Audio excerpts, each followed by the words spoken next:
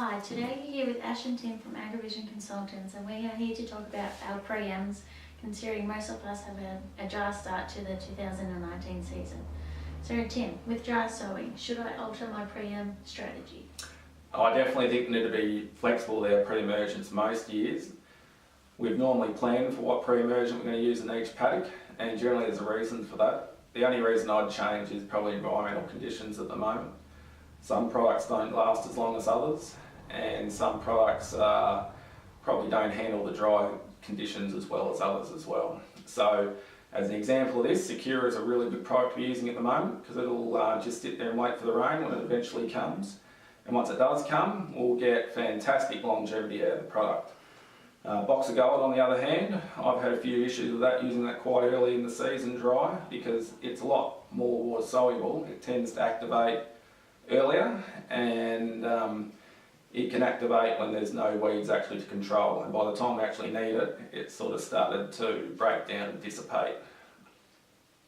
So this year, what is the best way to use Box of Gold? Pre-Em, split or post? As far as Box of Gold goes, I'd even consider going away from Box of Gold and going to Pro Sulficarb or Arcade. I found that in dry situations, a mixture of Pro Sulficarb and Treflin can be better.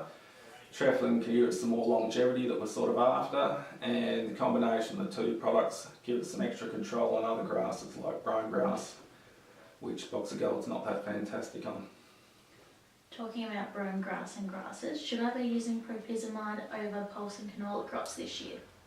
I definitely love using propyzamide up front in early dry sowing situations with pulses and canola, especially if there's a fairly high history of ryegrass in the paddock we're using it.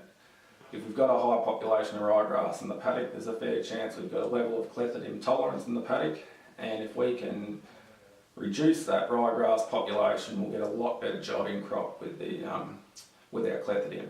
And you also have to remember we're not getting any knockdown again at the moment, so we need to reduce those numbers with the pre-emergent. And the last question for today, how should I manage my Clayfield barley this year? That's an interesting one. Clayfield barley's become a fundamental of a lot of people's rotation through northwest Victoria. Given the new situation of the trade not really wanting us to treat our barley with Clayfield herbicides this year, I think it's more important than ever that we actually treat the paddock pretty much as conventional where we can, and with a solid pre-emergent, and then it gives us the ability then to maybe not use Clayfield over the paddock this year. So we definitely still can. It's still registered, still quite legal for farmers to do, but if we can set the paddock up to the point that we don't have to do it, potentially we'll have more marketing options this year. So, and then we can wait and see what the trade does going into the future in regards to Clayfield. Well, that's it for today, Tim.